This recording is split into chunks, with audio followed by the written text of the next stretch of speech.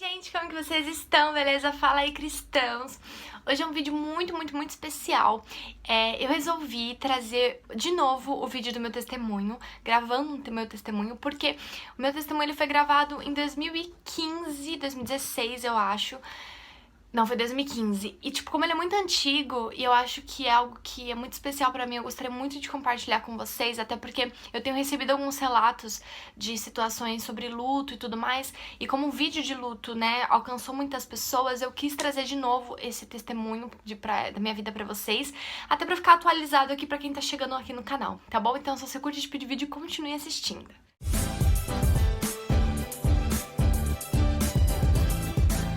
Bom, gente, a minha história é uma história muito... Eu considero a minha história uma história muito linda, uma história de aprendizado, de maturidade. E eu quero muito inspirar vocês de alguma forma e trazer algum ensinamento com o meu testemunho, que eu mesma, sozinha, olhando pra minha vida, eu adquiro muito conhecimento, muita experiência, muitos aprendizados. Então eu quero passar isso pra vocês também, tá bom?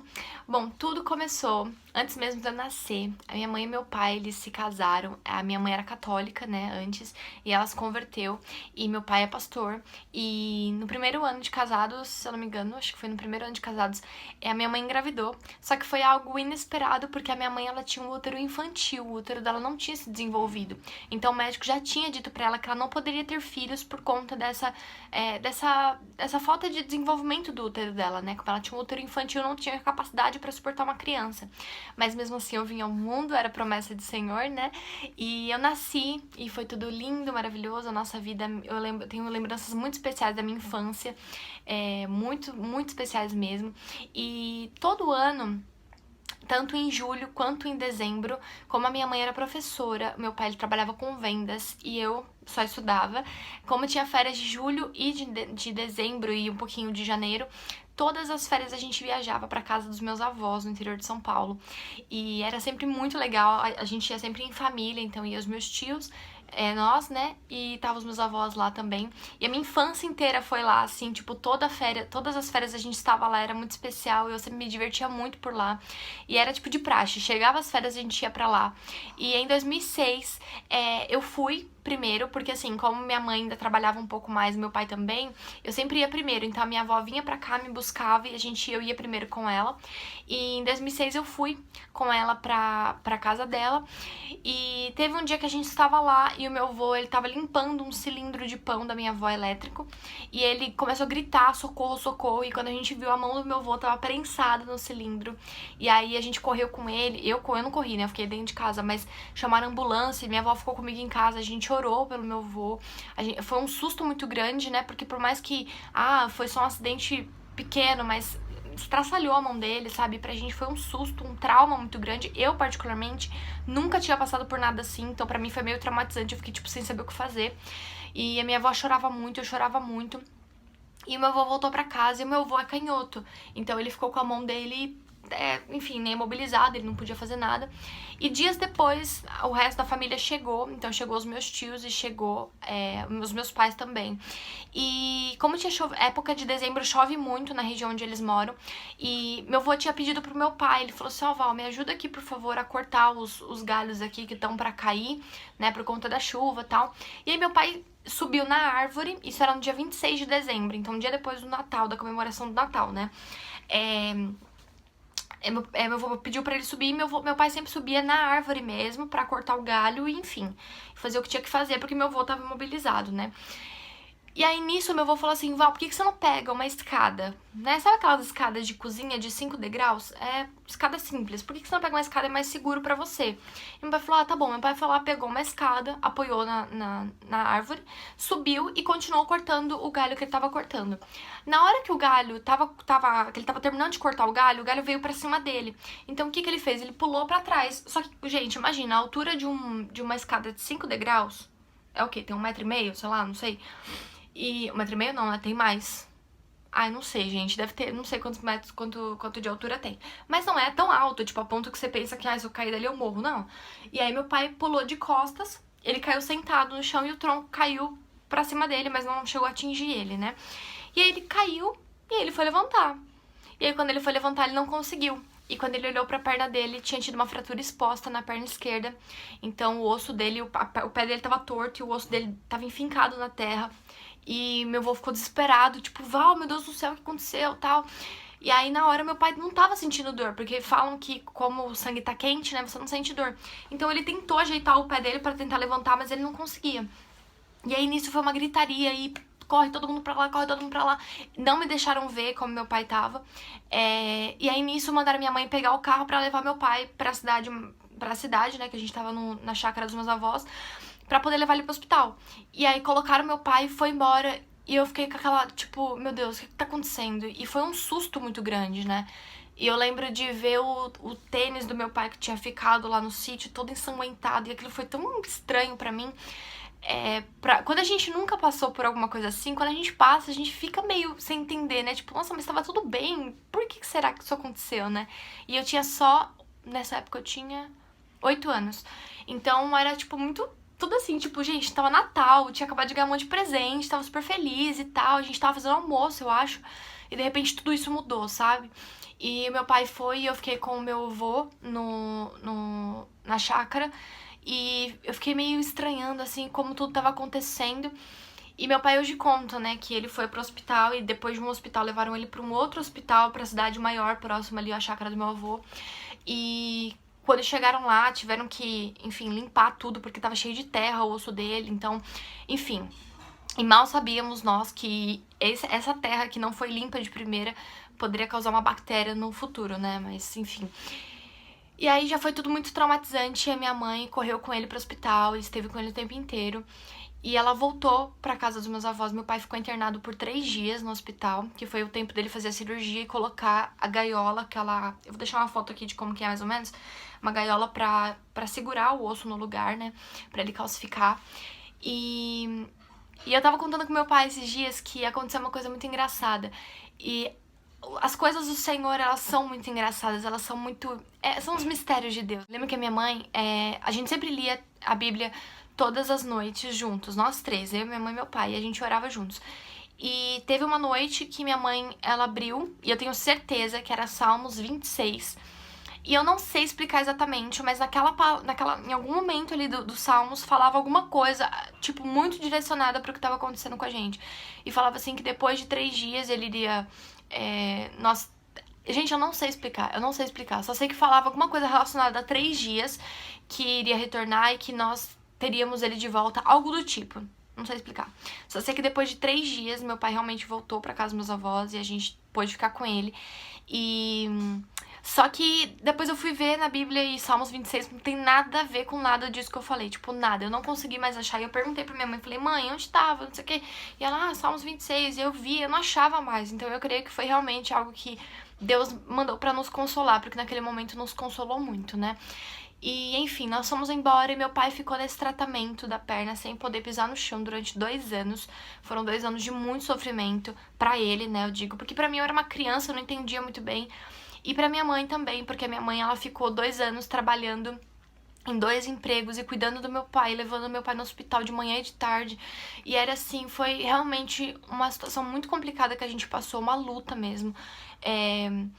E é uma coisa que, assim, a gente vê que tantas pessoas passam, né? Tipo, tantas pessoas quebram a perna, tantas pessoas sofrem acidente, mas só quem vive sabe o quão difícil é. E foram dias muito difíceis pro meu pai. Eu agradeço a Deus por ele não ter entrado numa depressão naquela época, porque ele ficava sozinho em casa o dia inteiro e tendo que se virar e com aquele pé com a gaiola. E ele teve erisipela, que é uma bactéria muito forte dentro do... Eu não sei se é no osso, eu não sei explicar, mas ele teve uma bactéria muito tensa. Ele fez 4 cirurgias e ele andava de muleta e realmente foi muito complicado. E nesse momento a gente pôde ver quem estava do nosso lado, quem estava próximo ali, preocupado conosco, e quem de fato só estava com a gente nos momentos bons. E foi muito triste, falo pra mim como criança, não tanto, porque eu não entendia muito o que estava acontecendo, então eu sabia que meu pai estava doente, minha mãe estava cuidando dele, eu tinha que ajudar em algumas coisas, mas eu tava indo pra escola, eu tava indo pra igreja, a vida tava normal pra mim. E finalmente, quando meu pai recebeu a alta, que o médico falou, olha, pode voltar às suas atividades normais, pode voltar a seguir tua vida, você já pode pisar, tá tudo bem, que foi no final de 2008, a gente de praxe, nós fomos em dezembro pra casa da minha avó, nós íamos pra casa da minha avó. Só que antes, a minha mãe, ela sempre fazia todos os exames, não só minha mãe, como minha avó, como minha tia, como eu também, eles sempre tiveram essa preocupação comigo. Sempre fizeram os exames regradinhos da mama, né, que a mulher sempre tem que estar fazendo depois de uma certa idade. E minha mãe tava com 38 anos. 38? Não, 39 anos. Então, tava com... Ela tava... sempre fazia de 6 em 6 meses, ela fazia toda a bateria de exames dos seios dela pra ver se tava tudo bem, porque nós tínhamos histórico de câncer na família. E ela sempre fazia, ela tinha feito os exames em julho de 2008 e tava tudo bem, tudo certo. E aí, quando foi mais ou menos em novembro, finalzinho de novembro, início de dezembro de 2008, eu tava com 10 anos, a minha mãe, ela se autoexaminou e ela sentiu um caroço no seio direito dela. Mas até então, no seio esquerdo dela, desculpa, mas até então ela achou que seria só um nódulo e ela falou assim, não, vamos lá pra casa da minha mãe e depois quando a gente voltar em janeiro eu vou no médico. E feito isso, meu pai até insistiu com ela, falou, não, Ni, vamos lá, vamos no médico ver o que é isso, pode ser alguma coisa, né, tal. E ela falou, não, tá tudo bem, vamos viajar, depois quando a gente voltar eu vou no médico. E a gente fez isso, então a gente foi viajar. E quando ela sentiu o caroço devia ter o tamanho de uma azeitona. Quando ela voltou, nós voltamos de viagem, ela já tinha percebido que um seio tava maior que o outro. E aí, quando nós voltamos, ela apalpou novamente e o seio dela, tipo, o caroço que tava do tamanho de uma azeitona, agora tava do tamanho de uma laranja. Tava muito grande. O seio dela tava muito desproporcional um do outro. E era nítido que tinha um nódulo ali, muito, assim, tipo, considerável. E aí ela foi pro médico e o médico disse que ela estava com um câncer, né, um nódulo maligno. E eu confesso pra vocês que eu não me recordo de entender o que estava acontecendo. Não me recordo.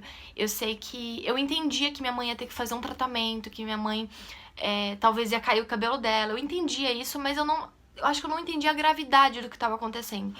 Eu era uma criança. E nessa mesma época minha mãe falou, Bia, se autoexamina também pra ver se tá tudo bem com você. Eu também descobri o nódulo, mas o meu é benigno. E eu fiz os exames e tal. E a todo momento minha mãe tava bem, né, tava fazendo tratamento. Só que o câncer, ele se espalhou muito rápido. E a minha mãe começou a ter dificuldade pra respirar. E então a gente levou ela de novo no médico. E o médico disse que já tinha tomado todo o pulmão dela, todos os rins, o fígado, tudo. Tinha, tipo, realmente, acho que é metástase que chama. Tinha espalhado pelo corpo inteiro. E foram dias muito difíceis. Eu não quero fazer desse vídeo um vídeo melancólico, mas foram dias muito difíceis. Eu me recordo de vezes que a minha mãe acordava chorando no meio da noite. E ela acordava sem ar nenhum, tipo, ela puxava e não vinha o ar. E ela chorava porque a gente acordava e ela não queria incomodar ninguém. E eu me recordo, inclusive, de uma vez que ela tava na cama e ela tava sentindo muitas dores no rim. Não podia tocar no rim dela, não podia tocar nela de forma alguma, ela gritava de dor. E nós chamamos o SAMU e nós morávamos em um sobrado. E quando o SAMU chegou e os enfermeiros foram atender minha mãe, eles viram que a maca não subia. E isso fez com que eles falassem pra ela, olha, você vai ter que levantar pra gente poder te levar até a ambulância. E eu lembro de ver minha mãe urrando de dor, porque ela não conseguia que ninguém tocasse nela, quanto mais levantar. E eu lembro que levaram ela e eu fiquei dormindo com uma vizinha, me deixaram pra dormir com uma vizinha, pra ela cuidar de mim. E eu lembro que ela voltou e não internaram ela, não cuidaram dela. E assim, é claro que no momento que a gente tá passando por toda aquela adrenalina, a gente bota a culpa nos médicos, né? Ah, porque os médicos não quiseram fazer. E eu me questionava, quando eu começava a entender, eu falava, meu, mas qual que é a dificuldade dos médicos? Arranca logo, tipo, faz uma cirurgia nela e tira esse nódulo e acabou, sabe? Tipo, e faz a quimioterapia. Agora vai deixar o negócio crescendo. Só que tinha vários fatores que envolviam, não era somente isso. Se mexesse no seio dela do tamanho que tava, poderia perder o movimento do braço. Eram várias situações, mas era muito difícil ver minha mãe naquela situação. E eu, como uma criança, eu não entendia direito. E todo mundo me poupou muito de ver o que de fato estava acontecendo. E eu agradeço a Deus por isso, porque talvez tivesse sido mais traumatizante pra mim. E quando foi mais ou menos em junho, finalzinho de junho, início de julho, a minha mãe, sem que eu soubesse, pediu pra minha tia pra me levar pra Curitiba, que era onde minha tia morava, pra eu tirar umas férias, pra eu passar uma semana lá, porque ela não queria que eu guardasse uma imagem ruim dela. E aí hoje eu me questiono se ela falava isso porque ela queria que quando ela ficasse bem eu não me lembrasse da minha mãe naquele estado, ou se ela já sabia que ela ia embora e ela queria que eu guardasse uma imagem boa dela. E eu lembro que eu não podia visitar minha mãe foi internada no finalzinho de junho. E eu lembro que eu não podia visitar minha mãe. Eu não podia porque eu era menor, né? Eu tinha 10 anos e só podia a partir de 12 anos. E eu lembro que uma vez eu chorei os policiais lá do hospital que minha mãe tava, implorando pra eu ver ela, e eles não deixavam, não podia, não tinha como. E chegou um momento que ela foi pra um quarto isolado e aí eu podia visitar minha mãe. E aí eu fui visitá-la um dia antes de eu viajar pra Curitiba. E quando eu cheguei lá, a minha mãe, ela tava muito sorridente. Minha mãe já tava carequinha, né? Ela já tava muito sorridente, ela tava bem aparentemente. Eu lembro de chegar no quartinho dela e ela tava com dreno nos dois pulmões. E dreno, pra quem não sabe, é tipo uma mangueirinha que fica dentro do pulmão, eliminando toda a sujeira. E fica tipo de um baldinho do lado, com tudo que sai. E, gente, o negócio era preto. E aí vocês me perguntam, Bia, sua mãe fumava? Não, minha mãe nunca colocou um cigarro na boca. Então, assim, quando é pra ser, é pra ser. E a gente não tem como explicar. E eu lembro que eu tinha parado de comer unha, porque eu, né, até hoje tenho essa dificuldade, mas eu tinha parado de comer unha. Eu lembro que eu mostrei pra ela e ela falou assim, nossa, filha, que orgulho. Nossa, continua, você tá linda. Nossa, como você tá linda, que saudade. E eu lembro com muita alegria desse momento, porque foi um momento muito especial. Ela tava muito bem, ela tava muito feliz. E sempre falam, né, que o câncer, ele é uma doença muito maldita. Eu odeio essa doença, assim como todas as outras, mas por ter vivenciado isso perto de mim, eu sei que é uma doença maldita. E falam que o câncer, a pessoa tá muito mal e daí ela fica muito bem pra depois ela falecer ou então entrar numa situação pior ainda do que ela tava antes, né. E ela tava nesse momento, ela tava muito bem. E eu ia passar uma semana em Curitiba, então eu fui ver ela no sábado. E no domingo a minha tia ainda perguntou, Bia, você não quer ver sua mãe de novo? A gente vai lá visitar ela e depois a gente viaja. E eu falei que não. E esse é um dos meus arrependimentos. Eu falei, não, tia, tudo bem. Tipo, pra mim, minha mãe tava bem. Tipo, eu fui ver ela, tava rindo, brincando. Então, tava tudo bem. E aí, nós fomos pra Curitiba. E na segunda, meu pai me mandou mensagem falando da minha mãe, que tava tudo bem. Na terça, meu pai me mandou mensagem falando que minha mãe tava tudo bem. Na quarta, meu pai me mandou mensagem falando que minha mãe tava tudo bem. Na quinta, eu já não recebi notícia nenhuma. E aí eu perguntei pra minha tia, eu falei assim, tia, será que tá tudo bem? Meu pai não falou nada. Ela falou assim, não, Bia, tá tudo bem, fica tranquila. Eles só devem estar ocupados lá cuidando da sua mãe. Só que nessa altura do campeonato a minha mãe nem falava mais. A minha mãe, ela tava com tanta falta de ar que ela não conseguia falar. E na sexta-feira à noite, à tarde, a gente ia voltar pra casa. E eu me recordo, eu não sei se a gente chegou no sábado de manhã. Acho que a gente chegou no sábado de manhã em casa. E quando a gente tava no ônibus voltando pra São Paulo, eu recebi uma mensagem do celular da minha mãe, falando assim, filha, liga pra mamãe. E aí eu queria ligar e minha tia não deixou. Ela falou assim, Bia, não, deixa que eu ligo e vejo o que tá acontecendo. Porque ela queria me poupar de, enfim. E não era minha mãe que ia falar comigo, porque ela não tá conseguindo falar. Ela só escreveu. E aí, quando minha tia ligou, falaram que, olha, a sua mãe piorou, ela tá muito mal, né? E, enfim, pra contar que ela não tava bem, que ela tinha piorado muito, né? Foi o momento que caiu minha ficha. Eu virei pra minha tia e falei assim, tia, minha mãe pode morrer? E aí a minha tia, com todo o cuidado do mundo, porque acho que, imagino, se uma criança me perguntasse isso, como que eu ia responder, né? E ela falou, sabia, pode, né? A gente não sabe, ela piorou, mas vamos ter fé que as coisas vão ficar bem, que ela vai ser curada, que vai dar tudo certo, mas ela pode sim. E ali naquele momento eu acho que foi ali que caiu a minha ficha de que minha mãe não tava gripada, sabe? Minha mãe não tava com um sintoma simples, não, ela tava mal, ela tava prestes a morrer, sabe? E eu cheguei em casa, acho que no sábado de manhã, e eu passei o sábado inteiro descansando, porque tinha sido uma viagem muito cansativa. E eu lembro que minha tia falou ainda no sábado, Bia, você quer ver sua mãe hoje? Eu falei assim, não, tia, amanhã a gente vai, no domingo, né?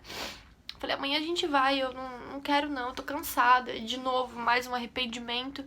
Mas eu nunca me culpo, assim, eu aprendi hoje a não me culpar por essas coisas, porque eu era só uma criança, né? E cada pessoa reage de uma forma quando tá passando por uma situação difícil, e eu, como uma criança, reagi dessa forma. E aí eu falei que eu não queria ir ver minha mãe no sábado, que eu ia ver ela no domingo. Então no sábado eu lembro de ter deitado muito cedo pra dormir, acho que eu fui deitar umas 8 horas da noite. E E eu acordei com meu pai em cima de mim. Era mais ou menos 1h, 1h30 da manhã. Meu pai em cima de mim falando assim: Bia, a mamãe foi embora.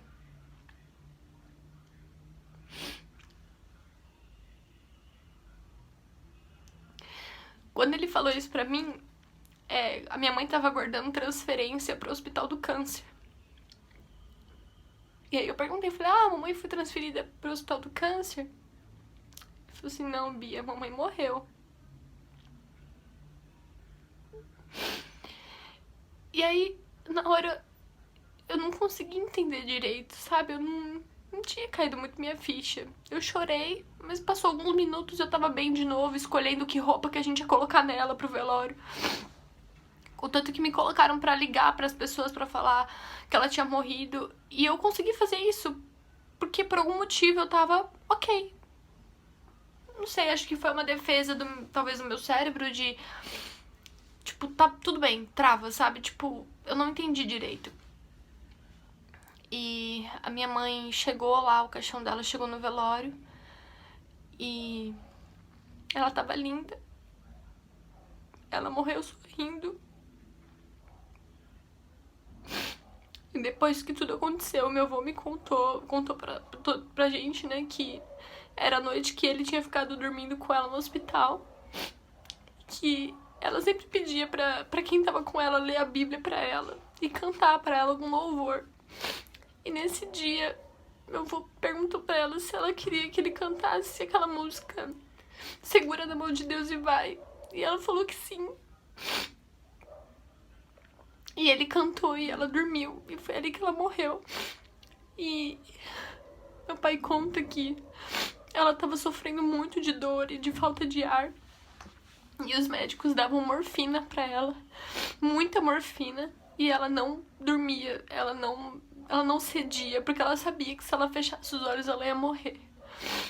E minha mãe sempre dizia que Jesus estava voltando. E pra ela Jesus voltou. E eu me lembro que no velório foi muito difícil. Foram muitas pessoas no velório da minha mãe.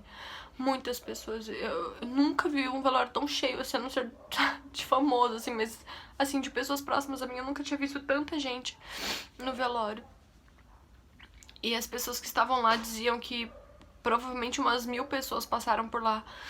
Porque minha mãe era professora em várias escolas e ela tinha muitos contatos, né, fora o pessoal da igreja. E foi muito triste, muito triste.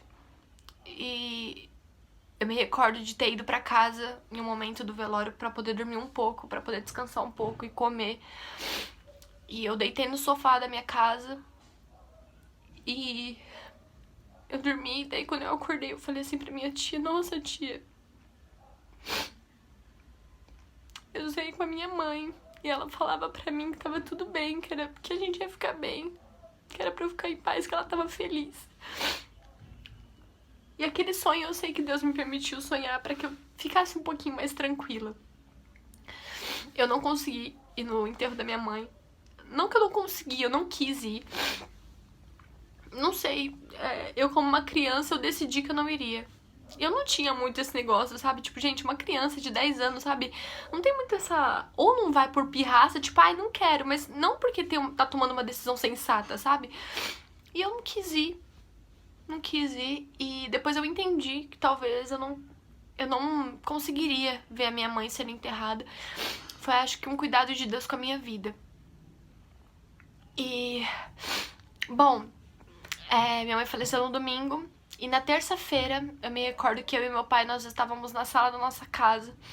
E nós estávamos muito mal. A gente chorava inconsolavelmente, doía muito. Acho que foi ali que caiu a nossa ficha do que estava acontecendo.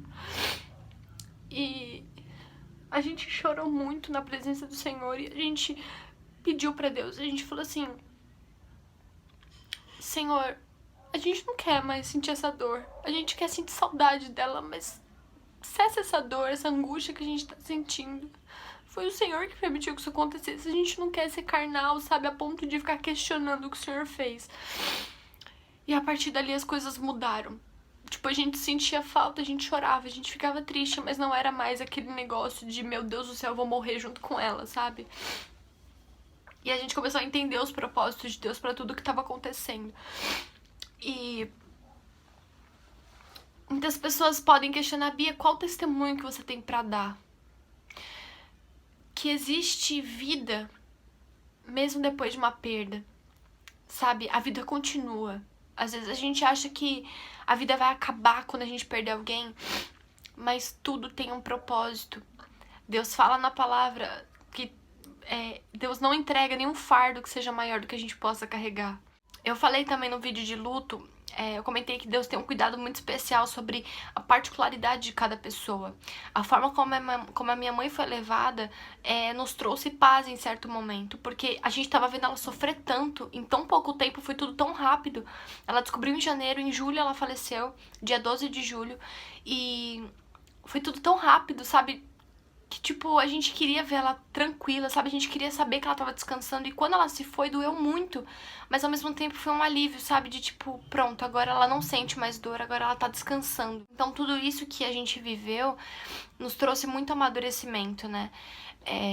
O que eu tiro de valor hoje, de tudo isso que aconteceu, foi porque depois que a minha mãezinha se foi, eu tive que me tornar uma mulher, né? Mesmo com 10 anos de idade, eu comecei a amadurecer muito rápido e isso me trouxe muitos benefícios durante a minha vida.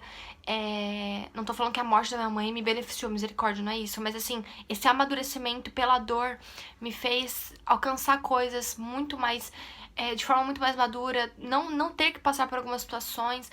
E eu comecei a trabalhar muito cedo, eu consegui fazer tudo que eu sonhei, porque Deus teve um cuidado muito especial com a minha vida. E a gente prosperou, sabe? Deus prosperou a nossa vida em diversos sentidos, sabe? Em diversos sentidos. Ele nunca nos desamparou, nós não ficamos sozinhos e desamparados em nenhum momento.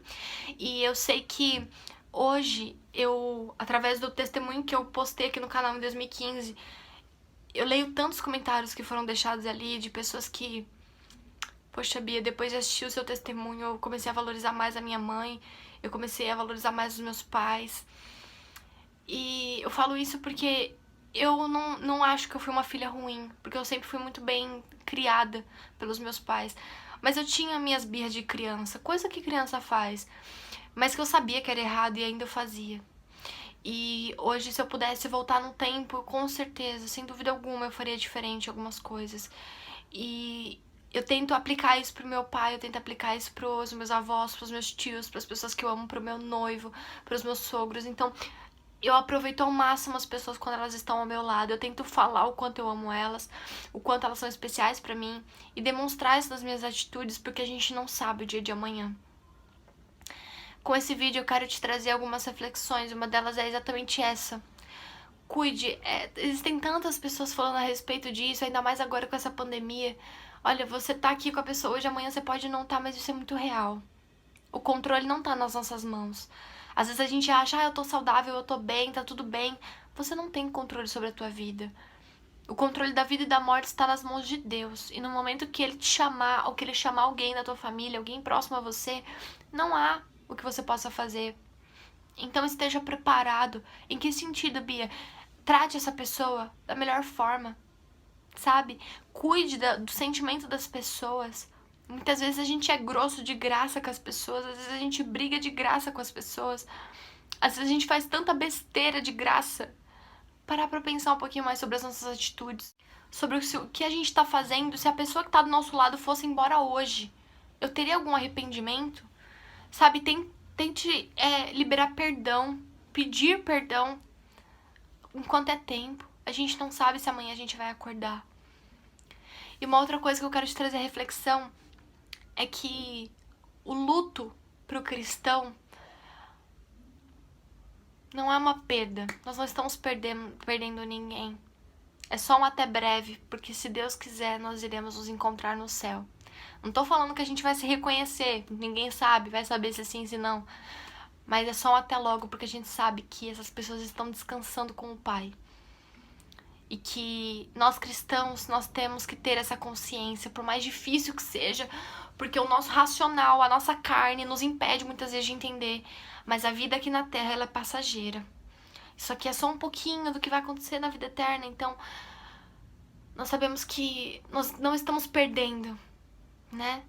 Não fomos nós que perdemos, a pessoa que ganhou a vida eterna, a pessoa que ganhou o descanso. Então que a gente possa propagar o evangelho para que mais pessoas descansem no Senhor. Quando partirem daqui, que nós possamos ter sido a pessoa que conseguiu salvar uma vida para Cristo. Então, que o meu testemunho tenha te edificado de alguma forma. Se você tá passando pelo luto agora, eu só tenho que te dizer que o Senhor te console. Eu sei que não é fácil, não vou te falar que um dia você vai parar de chorar por causa disso, não. Mas vai amenizar um pouquinho, porque o Espírito Santo ele vai trazendo entendimento. E aos poucos a gente vai entendendo o propósito que Deus tem para nossas vidas. Tá? Eu espero muito que esse vídeo tenha te edificado, tenha te abençoado de alguma forma. Eu tô aqui aberta, se vocês quiserem conversar comigo a respeito, deixem aqui nos comentários situações que vocês têm passado. Eu posso trazer um vídeo aqui conversando com vocês a respeito, fazer uma live, quem sabe, falando sobre esse assunto. Eu tô super disposta a atender vocês, tá bom? Que Deus abençoe, um super beijo, fiquem com Deus e até os próximos vídeos. Tchau!